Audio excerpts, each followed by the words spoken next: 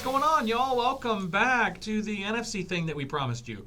No, I know that was lame, but seriously, y'all, welcome back to another video episode, another podcast episode for those of y'all listening to us on Spotify of Historically Athletic. Of course, we are doing the NFC side of our NFL draft preview, kind of give you an idea of what teams are looking at in terms of their cap space, what free agents they might be bringing back, and kind of give you an idea of what roster construction should look like going into next season, because we've got about 6 months of football this time. Oh, that's miserable. Not really. I kind of like the break. It's miserable. I kind of like the break. It means I can actually, I want another league, so that way I can feel the time in between, like a little bit of a semi-league or something. Not like arena football or something like that. I would love to see the XFL make some type of deal, come through. But good luck with the financing there. Right, but that's what I mean. I would love to see some type of football in the meantime. We will try to keep this within kind of a 30-minute time block. We went a little over on the AFC. I think we got excited about the quarterbacks and. Well, we also were talking about a little bit of how the combine and the scouting, all those little tidbits. That's true. We're not going to have to necessarily do that in this one. So Big J, after you. Yeah, so we're going to get right into it with the NFC, and we're going to just start off with CY's favorite team here. We're going to go with the Dallas Cowboys. They finished perpetually positive. Delusional. That's one way to describe it. Depends on how many beers you've had. It depends on how many beers. And Cowboy fans have a lot of beers. So the Cowboys finished 12-5 last year. Mike McCarthy's entering his third year this go-around. And Jerry Jones, obviously, with the GM, his 34th season. 34. That's as old as we are. We can keep moving down the line on the descriptors, please. So the Cowboys are actually $21.5 million over the salary cap, so they got some maneuvering to figure out. They will. Jerry's got his issues to go forward, and they got some picks. They got a first round in the 24th. They got a second round, and it looks like they just got one in each round up to the 6th. They don't have a 7th round pick this year. Can I just tell you what they really need to do? And I'm just being really blunt here. Cut Amari, potentially bring back Cedric Wilson on a more team-friendly deal, and strengthen the offensive line and try to figure out a way to bring back Randy Gregory. Randy Gregory really did kind of come up for them. Key. Really did. And honestly, I would agree with you on the Randy Gregory. I would agree with you on the Amari Cooper. I like Amari Cooper. He's a very technical receiver, but great route runner. He does not show up in big moments for them. I don't necessarily think it's that. I think it's just he is for what you're paying him. Well, that's actually kind of what I was getting to. He's a luxury player when in reality they have other needs that they could use that money for. There you go. Agreed. When you have CD on a rookie deal, when you have Wilson that you could bring in, on a more reasonable number than you could probably bring Amari on. Wilson proved himself. Lamb has proved himself. Then you got to figure out what you're going to do with Gallup. And people around the league really like what he's done. I like Gallup. I thought, especially down the stretch, he was the most reliable receiver Dak had, and then he got injured. So imagine if you had Wilson, Gallup, and Lamb. That sounds pretty darn good. Hey, that's really good. Talk to Jerry. Call him up. Let's see what he says. And then you were thinking the offensive line in the draft? Yeah. I think that's the most important thing for the Cowboys. They need to shore up the offensive line. They need to shore up the defensive line. That's why you bring back Randy Gregory if you're able to. Pair him with Tank Lawrence. Yep. Even Tank, maybe rework his deal a little bit. I have a funny thing they will. Yeah, that $100 million man, they need to rework that deal, save some cap space. He's turned into an elite player though when he's healthy though. In spurts, I definitely would agree. And then, but yeah, it looks like based on what the NFL here, it was NFL Nations, and I think it was Jordan Reed with ESPN who wrote this little analysis up, and they're all thinking that Kenyan Green out of Texas A&M is going to be that first pick. And as much as a Texas grad, I don't like to necessarily admit this to my Aggie friends, but the reality is A&M has been putting out really good offensive and defensive linemen for the last couple of years. And their O-line prospects do decently in the league, and I think that Green could be a really good fit for the Cowboys. Similarly to kind of when they drafted Connor Williams out of Texas a couple years ago. And Connor struggled a little bit. He definitely struggled. I think they just need to focus on his strength training and just get him, in an even better spot. But, you've got Tyron, who's getting a little older. You've got Connor. You've got Lyle Collins. You've got Biadaz, and then you've got Zach Martin. And what you could do is if they do draft Kenyan, maybe he could be the right tackle. You could shift Lyle into one of the guard positions, and then Connor could be like the swing player. That very could help him. That very could happen, and that would be a good deal for them. And we're gonna keep with the NFC least here and go with the New York Giants, who finished the 2022. Can we just call them the Little Giants? The Little Giants. Well, the Little Giants beat the Cowboys. That's true. That was a long time. I was back in the early 90s. I love that movie. My kids love that movie. I love it. So, but, the New York Giants, they got Brian Daboll entering his first season. From the Bills and formerly of Alabama. And Joe, you're going to have to say that name for me. See why? Joe Schoen entering his first season as a GM. So, definitely overhaul of their front office. They got about $11.1 million over the cap space. The hell do you do with Danny Dimes? I like Danny Dimes. His first career win as a starter was against the Bucs. I watched that game. He's got athleticism. He's got the ability to throw the ball down the field and hit a dime. He Danny Dimes. But he has a very atrocious offensive line. And the skill players are just okay. They're just not okay. Yeah, Evan Ingram is their most notable free agent at that tight end. I like Kadarius Toney at wideout for them, though, as kind of a gadget player. Yes, Kadarius Toney's got some good upside. Evan Ingram had that really good upside. He just never really fulfilled that need. Yeah. But these guys over at ESPN, they think that Akeem Ekwonu, offensive tackle, Akeem Ekwonu from the OT from NC State, yeah, they think that they're going to go with him, and that would be a great way. They're talking about positional needs as quarterback. Offensive line. I don't think they need to go quarterback. You can maybe go quarterback later in the draft, just kind of get some competition in there. Exactly. Throw some feelers out there. But sure up that throw some Jay Feely's out there. Jay Feely's, oh my goodness. But that's one of the things over there in New York that they're going to have to deal with and see what they're going to have to do with the new GM and the new coach. It's going to be interesting. Then you got the Eagles next. Eagles next. They finished 9-8. Nick Sirianni is entering his second season. Surprisingly good season. They finally figured out that they needed to run the ball. Like we had been saying for, the first 5 weeks of the NFL season. We were like, what are you doing? Square peg and round hole. Yes. They were trying to force Jalen to throw. I like it. It's true, though. It really was. And so. But what are they trying to go after? Because they've got those 3 first-round picks, like in the first-round picks. What, 15th, 16th, and 19th? That's a great position to be in. They're going to trade at least one of those picks. It's great all around. You can go get a couple seconds, a couple thirds for that one. You could really fill out your roster with that. You could really fill out, get some good depth to your roster, especially when they have $22.7 million in cap space. You got some room to where you can go out in free agency a little bit. At the end of the day, I think if they can just surround Jalen Hurts with the type of weapons that he needs to succeed. Devonta Smith is admit failure on Jalen Reagor. Yes. It was a mistake. Yeah. That's where they got blinded by speed. They got blinded by speed, and it just wasn't the route there. Running just wasn't there. Jordan Reed, who had written this article, he's got one of these good things going on as far as who their prospective combine to watch is with Jermaine Johnson II. He's an edge rusher out of Florida State. I read this, and I thought that was pretty interesting because Johnson is a prospect who has helped himself the most over the past 2 months. Just in terms of the Senior Bowl. As soon as the Senior Bowl, he was the best player of the Senior Bowl last month. Pairing him alongside with Josh Sweat, who the Eagles had just drafted not that long ago, they would have 2 very versatile edge rushers. And one way to definitely dominate and get at the quarterback. You got to get at the quarterback. And that's true. You could have 2 edge rushers. That's gonna definitely work. We'll see.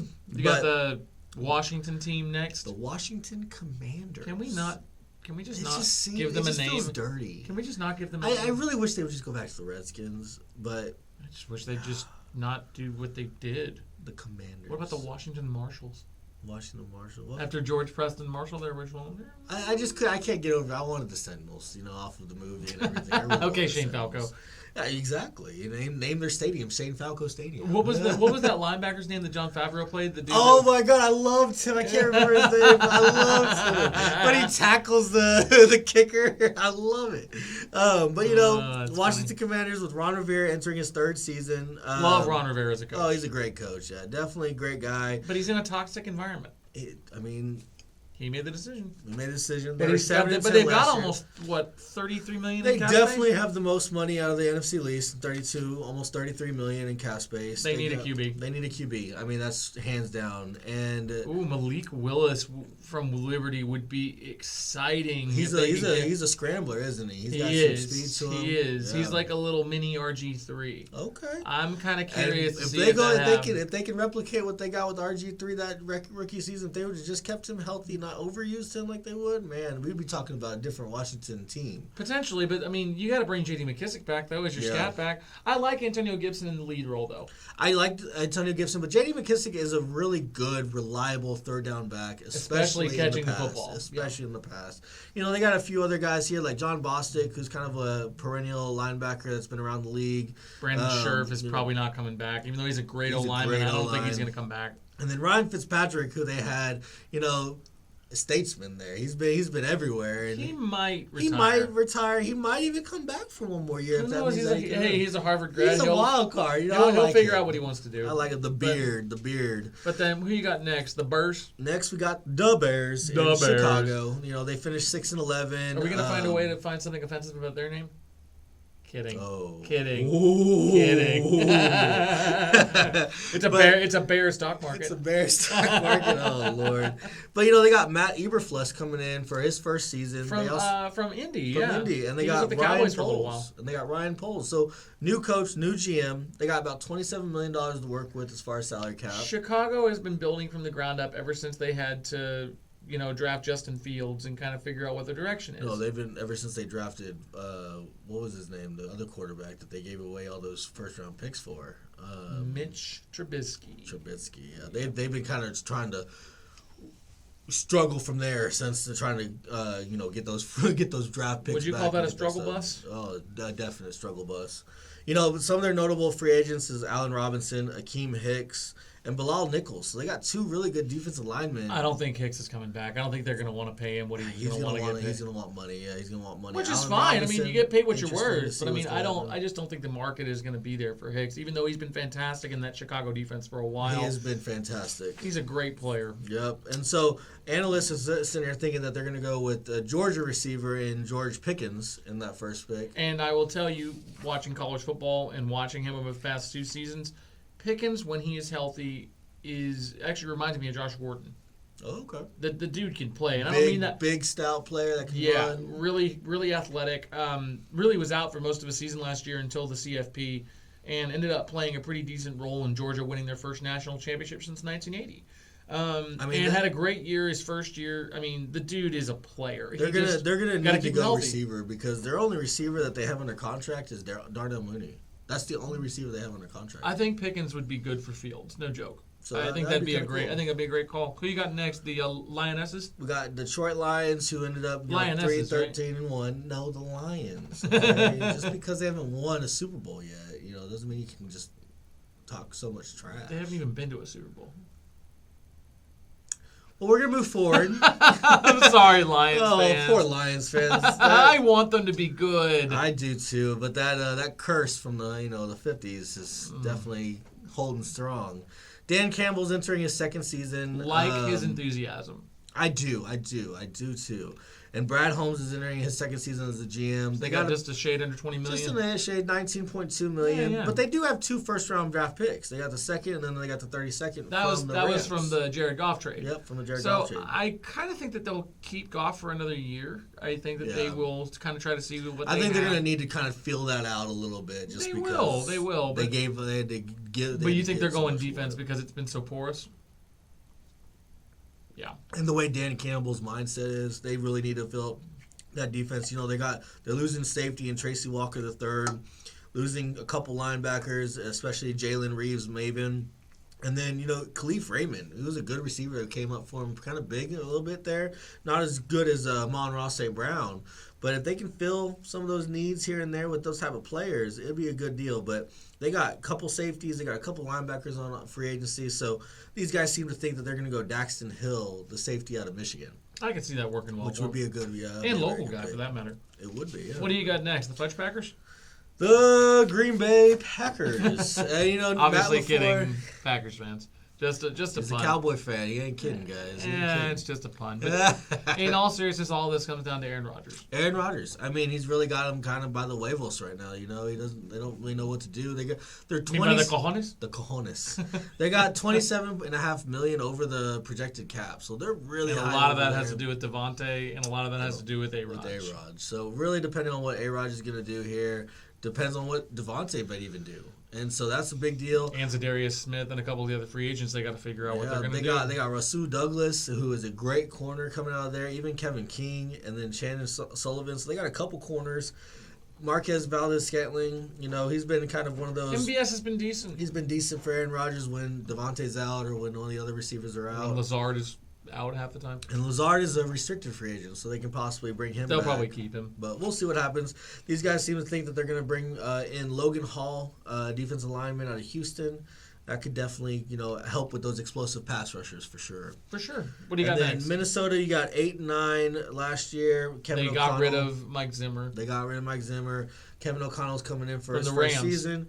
And then Adolfo Mensah is coming in as their GM for their first season. So they're $15.5 million over the projected cap. So they've got some cap gymnastics. They're going to need to figure some stuff out, push it off to the next year, whatever they're going to do. And they got to figure out what they're going to do with Kirk Cousins. But, man, you got to love it that they got Justin Jefferson there. But what else do you have? I mean, they got Dalvin Cook. Adam Thielen's good, but he's a little bit on his, older style career. The big thing to me is defense. They're losing Anthony Barr, Patrick Peterson, who's been a staple there, Xavier Woods, who's a staple there, and then one of the biggest ones to me is Mckenzie Alexander. He was a great corner for them over the last couple of years, and these guys seem to think that they might bring in a Michigan edge rusher in David Ojabu.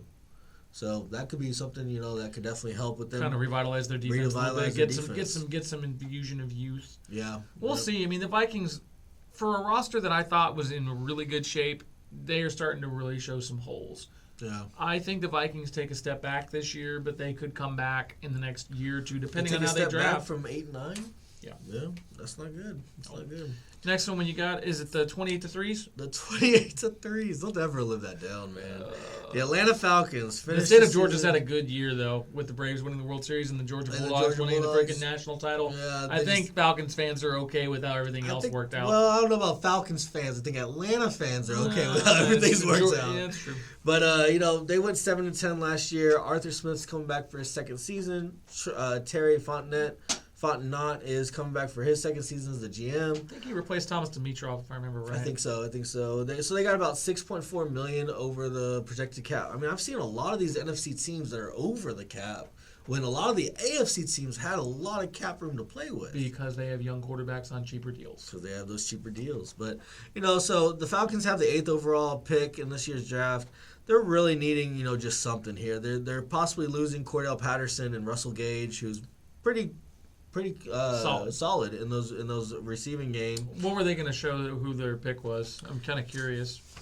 Trayvon Walker, the edge out of Georgia. So they bring a home guy in. I mean, they're going to be losing a couple linebacker here.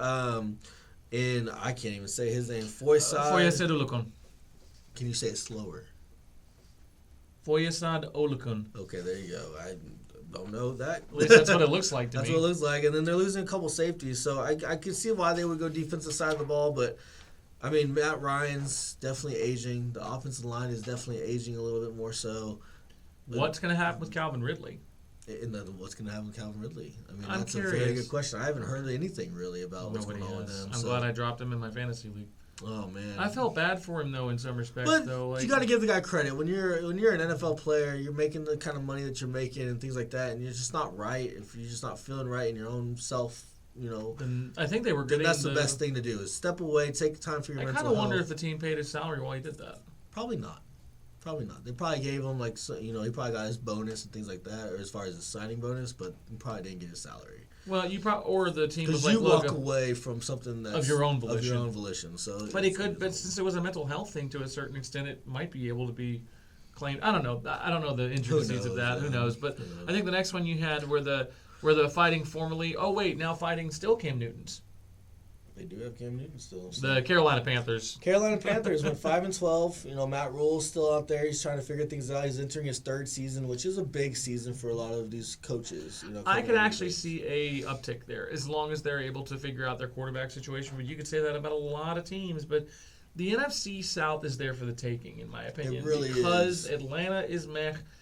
Tampa Bay is not meh. They got to figure out what the heck they're going to do with quarterback. Carolina is meh. And who else New Orleans got to figure out the quarterback. I mean, there is nobody in that division that has a truly stable quarterback situation. So you're going to get a division winner that's going to be probably 7-9, 8-8.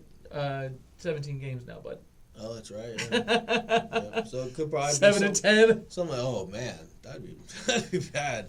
But Carolina, that's the thing is they have their first round. They have a 6th round pick in the first round. They got about $15.5 million in salary cap space. But the biggest notable people to me on free agency is Hassan Reddick, their outside linebacker, And Stephon Gilmore. I mean, they brought him in on a big deal, and Well, they got him in a trade. That's right. From the Patriots. And truth be told, I think that, as I said, the Panthers, if they can kind of figure out where they really want to go with their free agency money, and they're able to find a quarterback that can kind of work with the talent that they already have there, I really think they could be better than people expect them to be, because they've got a good receiver with more. Who's the other complimentary receiver there in Carolina? I forget. Was it Robbie Anderson and then one more guy? Yeah. And then, of course, they've got CMC and they've got Chuba Hubbard, who they need to use more. Chuba Hubbard, they do need to use more, and then, because CMC is injury prone. I think they need more help on defense Well, and on their O-line. Their O-line for sure. These guys think that they're going to go with Charles Cross out of Mississippi State, the offensive tackle. I mean, they definitely need to solidify these offensive line. They got a good defensive tackle out there in Carolina, but they definitely need to work on that offensive line. Yeah. Moving forward, we got New Orleans, who finished the season 9-8, which to me is incredible considering their whole all the adversity they went through, all the adversity, the quarterback situations, everything like that. But they lost Sean Payton. And kind of a weird scenario. He kind of just walked away. He got tired. He said he got tired a little bit. Can't blame him. Actually. Can't blame him. Dennis Allen's going to come in for his first season. I think he's going to do better than people think, just because of the continuity he's going to provide. For sure, and especially because the culture around that front office has been stable for a long time. When you got Mickey Loomis entering his 21st season, Loomis has done a really nice job. He's done a very good job, and so they also got issues though. They got $40.5 million over the cap. Over the cap. They're going to have to really figure out some stuff going on. And what the heck is going to happen with Alvin Kamara? With his issue, he might not be in the league next year. He might be in a jail cell next year. I'm not going to speculate on that. I mean, I don't know either, but the little bit that I've done research it's just a shame. It's a shame. You never want to see that from anybody, whether they're in the league or whether they're just a regular person. Like, not to say these guys aren't regular people, but they're in the spotlight they're still regular people, but at the same time, it's one of those things. You just don't want to see the situation that happened with him. No. And, they got to find a quarterback, and they've got to find a couple other pieces that they need to figure out if they're going to re-sign him or not, like Terron Armstead on their offensive line, and then Quan Alexander on their defense with their linebacker. That's more or less kind of more like one of my, objective pieces there, because I like Quan because he was with the Bucs. He's a great player, but a little bit injury prone and things of that nature. But Traquan Smith out there, and then they got both their quarterbacks. And Jameis and Trevor Siemian. Truth be told, man, I think they're going to bring back Jameis and then they're going to draft a quarterback. I think that would probably be the safest bet. Is that what they were suggesting? I think that's the safest bet. These guys think that they're going to go Matt Corral out of Ole Miss. Yeah, Matt Corral out of Ole Miss. He got hurt against Baylor in their bowl game in the Sugar Bowl. Hurt his ankle, but no like ligament tears or anything. No, thankfully. Okay. So I think that'd be a safe bet, truth be told. Yeah. I think the Saints and the Bucs probably have the best chance of winning that division. I mean, the way if Carolina doesn't surprise. I mean, the way Jameis came out and really did ball out. He looked like a little bit better of a quarterback. He managed the game instead of taking too many risks. Exactly. But when the plays were there, he took them. And the guy has the friggin' arm strength to throw it a mile. Oh yeah, for sure. The guy's always had talent. He's always had talent.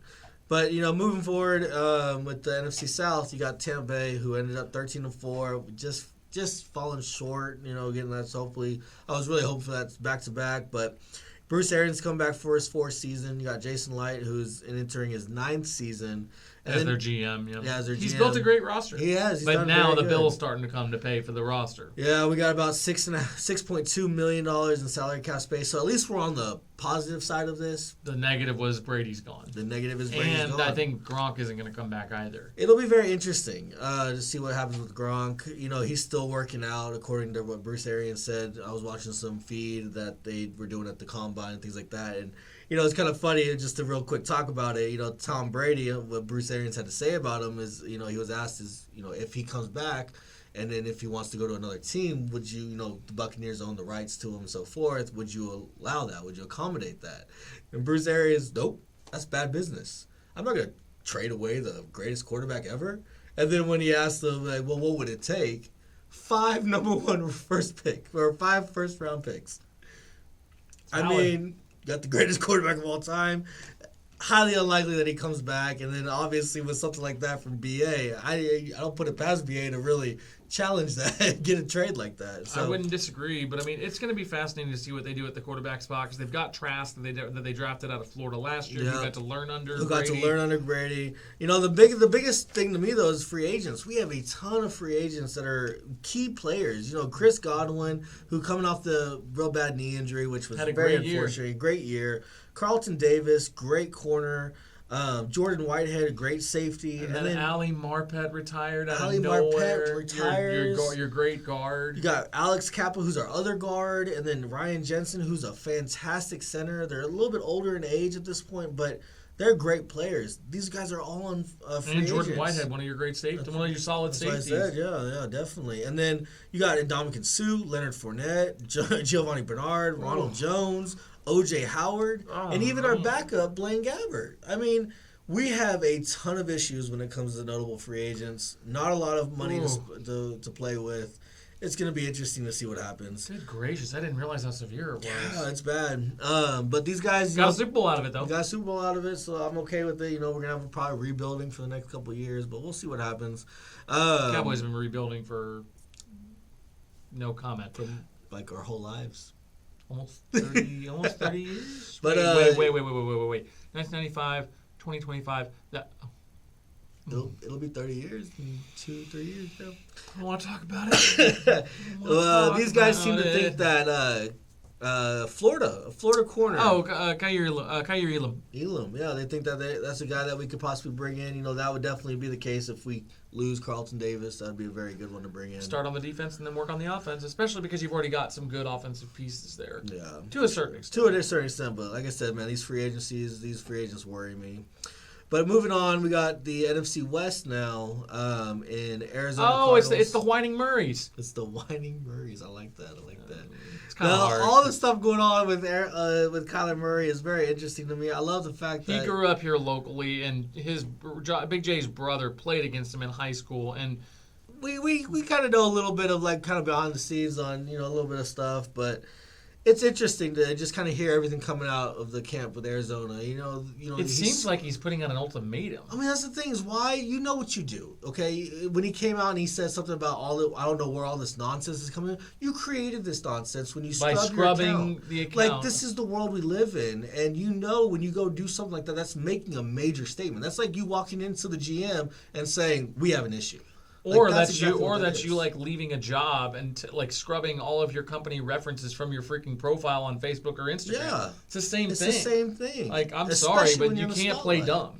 And that's the one thing is they love him there. They like him. He's great super player. Explosive, yeah. Great player, but they want to see that maturation. They want to see him become a leader. They want to see him become a leader. They want to see him become a true number face one pick of the franchise. Yeah, true number one overall pick. And I'm just going to tell you right now, when D-Hop is healthy, that offense goes. Oh, for sure. When D-Hop is not healthy, that offense is at about 50% capacity. D-Hop is that kind of player, too, for sure. Well, D-Hop is the one that you can throw a bailout to. It's kind of like what Joe Burrow has with Jamar Chase or T. Higgins, to be honest with you.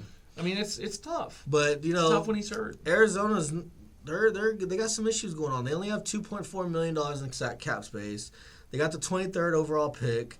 But they're losing, in free agency. They got Chandler Jones, James Conner, who was a great fit for them. Especially because Chase Edmonds didn't stay healthy. Yep, and Chase Edmonds is also a free agent. And then maybe they go to the draft. Maybe they go to the draft. The guys here at NFL Nation and Jordan Reed think Myjai Sanders, the edge out of Cincinnati. Myjai Sanders. They think that they've shown they don't hesitate in taking athletes on defense, and this guy's definitely an athlete. So, truth be told, if they could take a solid, like really speedy running back in the second or third round, I think that would be a good pick. I think that would be definitely a good pick. And like I said, we don't really waste first round picks on running backs. And I would bring back Edmonds.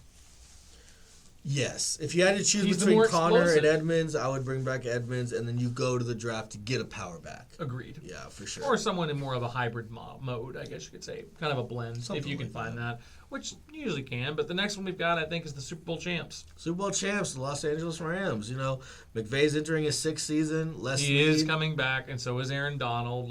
That was an interesting smoke screen. Aaron Donald definitely made sure. Let's run it back. Let's try to run it back. So on. They ain't gonna run it back. They got $8.4 million over the cap space. They got these superstar teams that they built.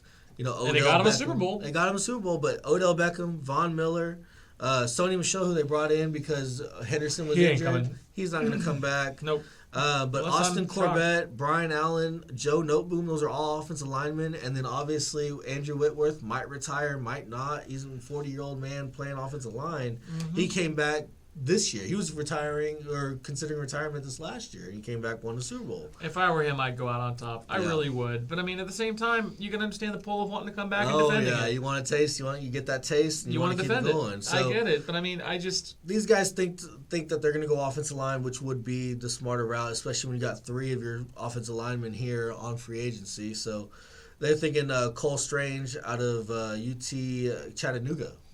Inside out. I've heard of him. I don't know. Inside out. Not to hate, I just haven't. But what have you got next? Next, we got San Francisco, the 49ers, who have been on the cusp. They've been a very good team over there. They almost made it to the Super Bowl this year. They finished 10-7. Kyle Shanahan and John Lynch have done a great job out there. Beat the crap out of the Cowboys defense. Yeah, they did. They got $8.2 million over the cap. Again, no surprise. Man, these NFC teams. But they're probably going to offload Jimmy G, so that will help to a certain extent. But will they? I mean, I keep hearing kind of contradicting statements. He's not going to stay. He's not going to stay in San Francisco. He's not going to stay in San Francisco. They've got Lance ready to take over the mantle. I just can't. It just depends on how confident Shanahan is in Lance, and then if there's anyone else that he could maybe bring in over Jimmy G. That's to me kind of what it feels like. I just don't know about Lance. Garoppolo is still he's a top 20 quarterback, and that's not to slight him. It's just like. On his day, he can be a top 10 quarterback. On his day. On another day, he could be a bottom 2 quarterback. True, but I feel like he has more hits than misses. But regardless of that fact, I still think San Francisco is going to go defense. That's what they've been doing. They've been building a lot. John Lynch being a defensive mind himself. They really need a corner. Jason Verrett, Jaquiski Tart. I can't even say his name.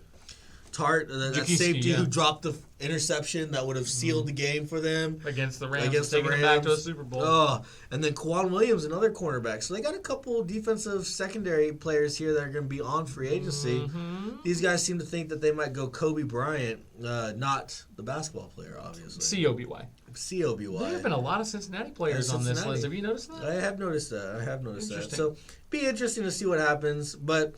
To finish it off here, we got the final team. The Sea Chickens. The Seattle Seahawks.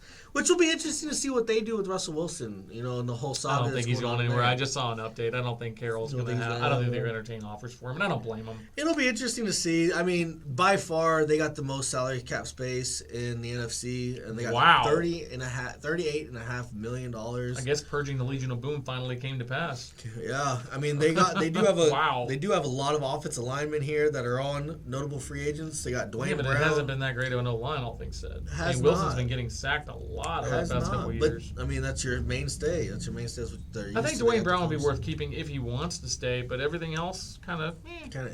DJ Reed, the cornerback, and Quandre Diggs over there. You got to bring back QD. Bring those back. You got to bring back QD. And then, it kind of like a little bit of here and there. You got their tight ends, Gerald Everett and Will Dissly, and then the running backs, Rashad Penny and Alex Collins, who. I would actually make sure that you bring back Penny based on how he played at the end of the season. But the problem is his availability. Is he going to stay healthy? Him and Collins, both of them. I'd bring back Penny. I'd bring back Penny over Collins.